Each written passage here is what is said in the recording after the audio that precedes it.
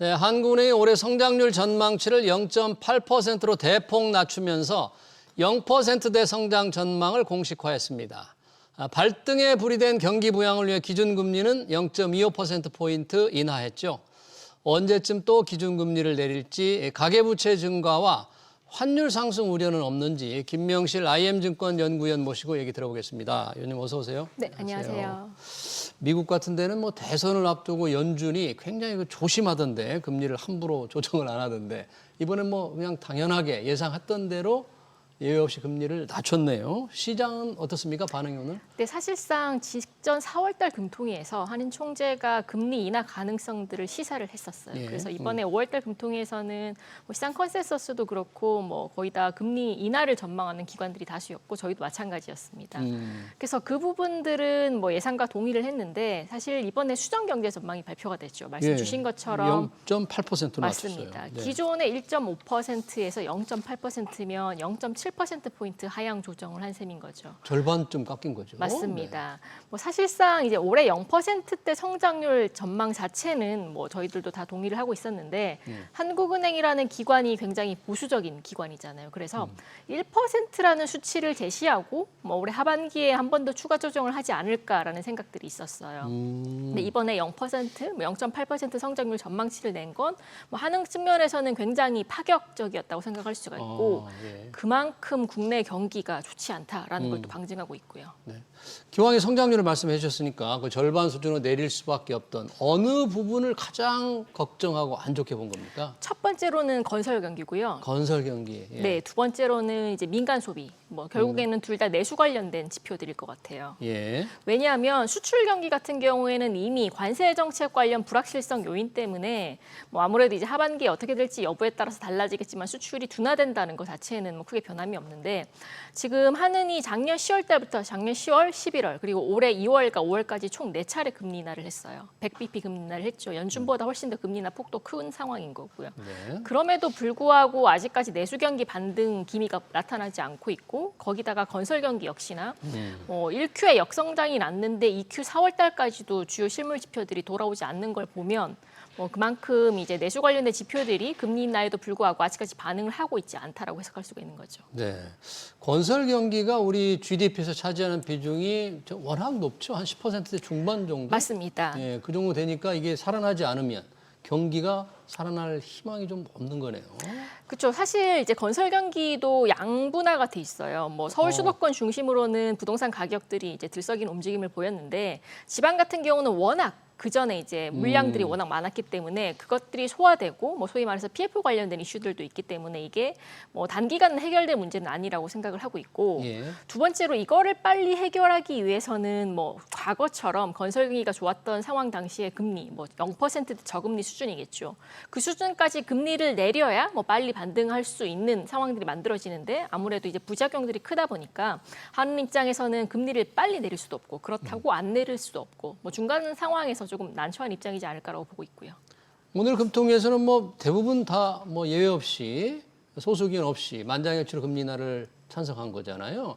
그러면 이 금리를 낮추면서 앞으로 금리를 어떻게 하겠다 이런 부분에 대한 혹시 신호는 좀 있었습니까? 아, 네, 신호 있었습니다. 사실 이제 만장일치 금리 인하 결정도 있었고 두 번째로는 포워드 가이던스라고 해서 예. 이제 금통위원 6명이서 3개월 뒤에 통화 정책을 어떻게 했으면 좋겠냐라는 보팅을 해요. 예. 그래서 4명의 금통위원이 금리 인하가 또 필요하다는데 이제 손을 들어주셨고 4명이. 나머지 2명 금통위원이 뭐 금융 안정을 봐서는 뭐 동결 한 번 정도 쉬어가는 게 좋겠다라는 의견들이 있었어요. 예. 그럼 4대 2죠. 그러면 이제 사실상 시장에서는 뭐 상황 자체가 지금 경기가 갑자기 2분기에 반등할 거 아니잖아요. 그래서 지금 상황에서 경기 방향성이 크게 다르지만 않다라면 빠르면 8월 달에도 한은이 또 금리 인하를 할 수 있겠다라는 전망이 확산되고 있는 거죠. 8월에요. 맞습니다. 네.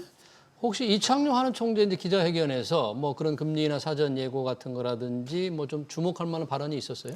사실 4월 달 금통위, 그러니까 직전 금통위랑 제가 조금 비교를 해드리는데 네. 4월 달 금통위에서는 굉장히 도비시했어요. 당시 전망을, 그러니까 당시 발언들을 완화적인 비둘기적인 맞습니다. 발언. 네. 복기를 좀 해보면 경기 너무너무 안 좋고 금리 빨리 내려야 됐고 이런 경기 완화, 통화 정책 완화와 관련된 발언들이 굉장히 많았었는데 이번 5월 달을 딱 막상 깨놓고 보니 금리는 인하했지만 이창용 총재의 발언 자체는 굉장히 신중한 스탠스가 강했어요.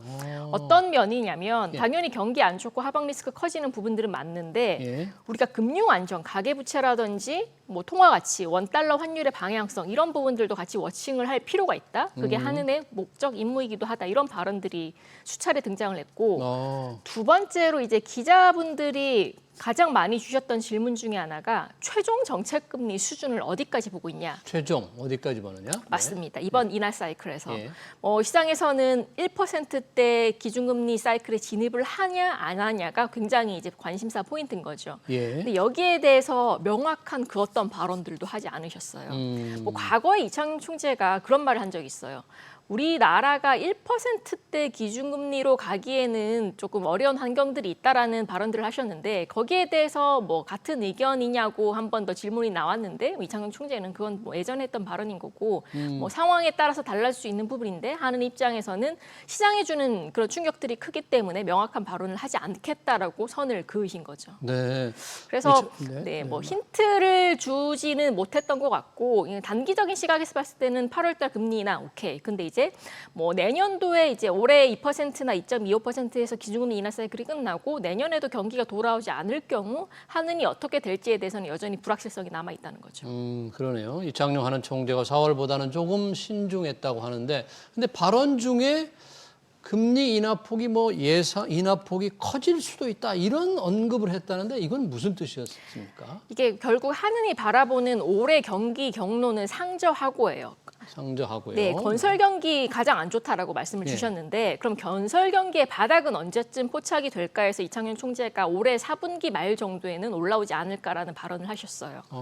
그리고 두 번째로 올해 성장률 전망치가 0.8인데 여기에는 1차 추경안 13조 원이 포함돼 있어요. 그러니까 13조를 해서 경기 부양을 일으킬 경우 0.8까지 성장이 가능하다는 전제인 거죠. 네. 근데 지금 시장에서는 1차 추경에서 끝나는 게 아니라 재정 정책은 앞으로 더 나올 가능성들이 큰 거잖아요. 신정부 이제 결과에 따라서.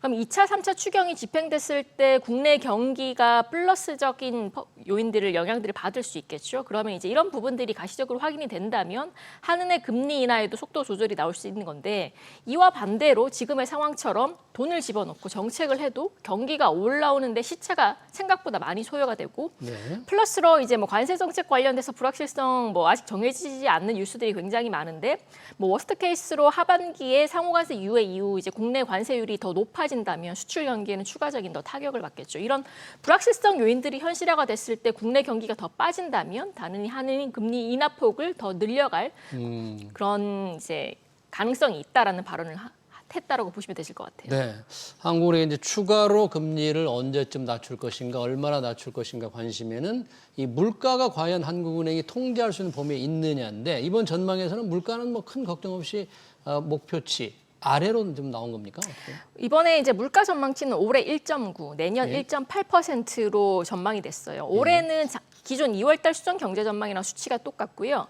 내년 물가 전망은 기존 1.9에서 1.8%로 0.1%포인트 빠졌어요. 네. 그래서 결론적으로는 물가 자체가 통화정책 제약 요인으로 작용하기는 굉장히 어렵다고 해석할 수가 있고 두 번째로 지금 이창용 총재가 하셨던 말씀 중에서는 당연히 이제 원달러 환율이 움직이고 관세 때문에 수입 물가 가격이 상승한다면 2차적으로 국내 상품 가격에 영향을 줄 수 있겠지만 상승에.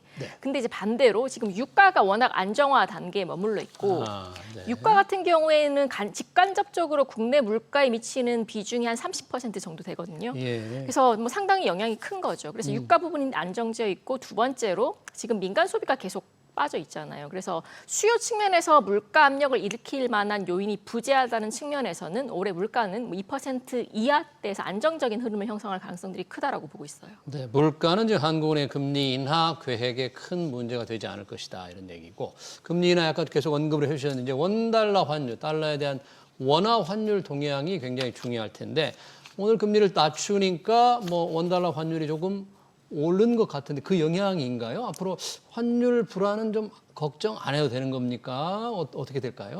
환율 불안이 끝났다라고 말하기는 저는 어렵다라고 보고 있어요. 왜냐하면 뭐 이게 내외 금리 차에 따른 원달러 환율의 영향력이 아예 없다라고 연관짓기는 좀 어려울 것 같고요. 미국 금리 차가 2%포인트로 벌어졌죠. 그렇죠. 더 벌어진 네. 상황인 거죠. 그리고 국내 같은 경우는 8월 달에 추가적으로 금리 인하를 할 거고 예. 그리고 상황에 따라서는 11월 달 금리 인하 가능성들도 여전히 열려 있다라고 생각을 하고 있어요. 그러면 11월도. 국내는 이제 연내 지금 하반기만 하더라도 5월 달 그리고 8월 달, 11월 달 세 차례 정도 금리 인하를 하는 건데 예. 연준 같은 경우는 지금 5월 달 FOMC를 통해서 뭐 6월 달 금리 인하 전망이 물 건너가는 상황인 거고 7월 달도 사실상 어렵죠. 그래서 7월도 어렵고. 그렇죠. 가장 빠른 시기가 9월 달로 이제 점쳐지고 있는데 근데 뭐 얼마 전에 뭐 골드만삭스에서도 그렇고 뭐 결국엔 하드 데이터가 부러지지 않는다면 9월에서 12월로 연기될 가능성들도 있다라는 얘기들 나오고 있는 거죠. 예. 그래서 이제 이렇게 연준의 금리 인하 속도랑 한국의 금리 인하 속도의 갭이 벌어지면 벌어질수록 당연히 원달러 환율에도 상방 압력으로 작용할 소지가 크다라고 보고 있어요. 네, 그러니까 최근에 조금 원달러 환율이 조금 안정되는 게 있지만 이게 안정세를 이제 확신하기 어렵다. 또 다시 불안 요인으로 작용할 수 있고 언제든지. 다만 이제 미국 달러와 가치에 대한 약세 압력, 약세 환경이 계속 조성은 되고 있는 상황이죠. 관세 불안 때문에 그런 거예요, 지금? 뭐 이제 4월 달 그 중반 정도에 발생한 소위 말해서 달러 셀 흐름인 거죠. 주식과 채권에 대한 달러 달러 셀, 매도세가 지금은 조금 진정된 상황이긴 해요. 당시만 하더라도 중국과 뭐 주요 헤지 펀드들이 미국 국채들을 팔기 시작하면서 뭐 이것도 어디까지나 추정이긴 한데 뭐 달러와 전반적인 자산에 대한 뭐 그런 약화 움직임, 매각 움직임들이 커지고 이런 예. 부분들이 달러와 약세를 촉발을 했는데 뭐 직후 보면 플로우 측면에서는 그 달러화에 대한 숏 움직임이 계속적으로 이어지지 않고 있어요. 오히려 최근에 이제 그 미국채 수요 흐름들을 보면 뭐 미국의 대형 은행이라든지 뭐 외국인 투자자들도 중국을 제외한 다른 기관들은 오히려 이제 달러화 국채에 대해서는 저가 매수세로 움직이고 있는 상황이라서 저가 매수가 있다. 맞아요. 네. 그래서 오히려 뭐 수급 자체에서 큰 충격이 없다면 결국엔 큰 틀에서는 원화와 달러화를 비교해서 놓고 보면 원화가 조금 더 약세로 갈 공산이 크다라고는 생각을 하고 있고요. 아, 그래요. 네. 달러 셀, 미국 자산을 파는 움직임은 조금 바뀌고 있기 때문에 원달러 환율 불안감 여전하다. 안정을 믿기 어렵다. 그런 얘기시네요. 지금 금리 결정에 아까운 환율 문제가 있고 또 금리를 낮추면 이게 좀 가계대출이 좀 늘어날 우려. 이게 굉장히 크잖아요. 더군다나 지금 3단계 스트레스 DSR 7월부터 시행한다 그러니까 그 전에 대출 많이 받으려는 수요가 아주 경쟁적으로 일어난 것 같습니다. 이 부분은 어떨까요? 앞으로 금리 인하의 어떤 경기 부양 효과가 보다는 오히려 집값만 밀어올리지 않을까? 이 부분이 상당히 좀 문제가 되지 않을까 싶어요. 굉장히 어려운 문제인데 사실 이번 금통이 통화정책 방향문이라고 해서 FOMC에서 스테이트먼트처럼 이제 종이 한 2장 정도를 발표를 해요. 그 안에서 이번에 제기됐던 문제 중 하나는 4월 달에 가계부채가 다시 확산되고 있다는 거죠. 4월 달에. 네, 가계대출이 증가하는 움직임이 포착이 돼서 하느니 이걸 계속 워칭을 하겠다라고 뭐 언급을 했었는데 아무래도 금리 인하가 이렇게 진행되다 보면 자연스럽게 이제 서울 수도권 위주로 가계대출은 증가할 수밖에 없을 것 같아요. 그래서 이게 부동산 가격으로 이어질 수 있고 이 부분들을 한국은행이 가장 우려하는 부분이기도 하고요. 예. 이번 금통에서 하는 총재도 지금 금통위원과 하는 총재는 서울 아파트 가격을 가장 주시해서 보고 있다라고 직접적 언급을 했던 거죠. 직접적으로 언급을 했나요? 맞습니다. 네.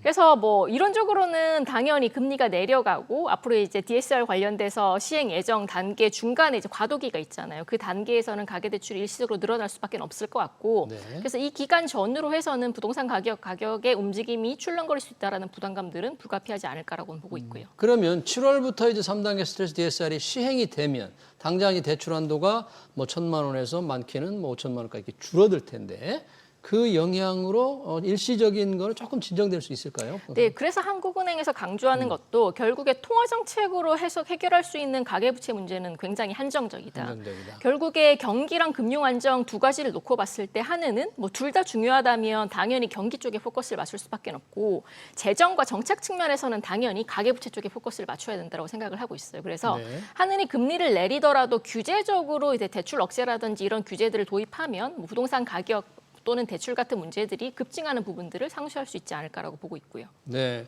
성장률이 0.8%까지 낮아지니까 이렇게 금리를 낮췄는데 여러 가지 좀 걱정에도 불구하고 또 통화 정책만 있는 게 아니라 재정 정책도 있는데 이번 재정 정책에 대해서는 이창용 하는 총재가 뭐 직접적으로 재정 지출을 더 늘린다거나 또 다른 추경이 필요하다거나 이런 직접적인 얘기는 좀 없었나요? 이게 작년까지는 반복적으로 그 말씀을 하셨어요. 네. 그러다가 국내 뭐 소위 말해서 정치 리스크가 어느 정도 해소가 된 시점 이후부터는 재정 정책에 대한 발언들을 거의 안 하셨죠. 뭐 당시에 이제 기자회견 질문에서도 있었는데 뭐 앞으로는 재정 정책 관련돼서 구체적인 발언은 하지 않겠다라고 이제 선을 그으셨어요. 그래서 이번에도 뭐 필요성은 있는데 뭐 추경이 15조든 20조든 이게 필요하다는 구체적인 언급은 없었고요. 네.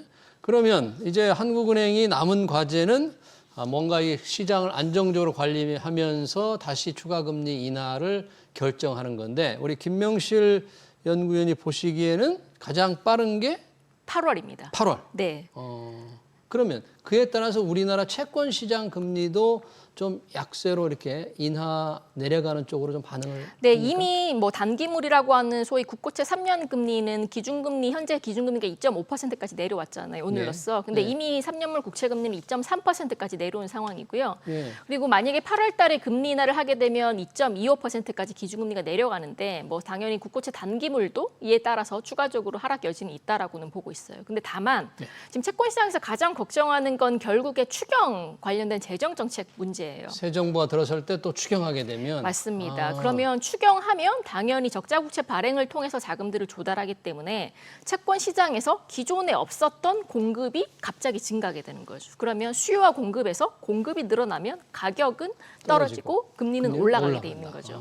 그래서 이럴 경우에 이제 장기물 구간들이 가장 크게 반응을 할 수 있기 때문에 뭐 지금 단기물 같은 경우는 기준금리 인하 때문에 금리가 가파르게 빠지긴 하지만 장기물은 추경에 대한 우려 때문에 뭐 계속 금리가 움직이지 않고 있는 모습들이 나타나고 있어요. 이건 근데 국내뿐만 아니라 네. 글로벌적으로 채권 금리가 소위 말해서 스팁되는 현상들이 나타나고 있는 거죠. 네. 일본은 이제 부채 부담, 미국도 재정 수지 개선에 대한 부담들, 예. 뭐 유럽도 마찬가지고요. 국내도 아마 이런 부분의 연장선상이라고 보시면 되실 것 같습니다. 네, 채권 투자자들은 한국은행 기준금리 인하 못지않게 앞으로 늘어날 국채 발행에 따라서 장기 금리가 어떻게 움직일지를 조금 주목해야 될 것 같네요. 맞습니다. 투자에 영향을 상당히 많이 미칠 테니까. 네, 한국은행 금통의 기준금리 인하 성장률 인하 관련 얘기 잘 들었습니다. 지금까지 김명실 IM증권 연구위원이었습니다. 고맙습니다. 감사합니다.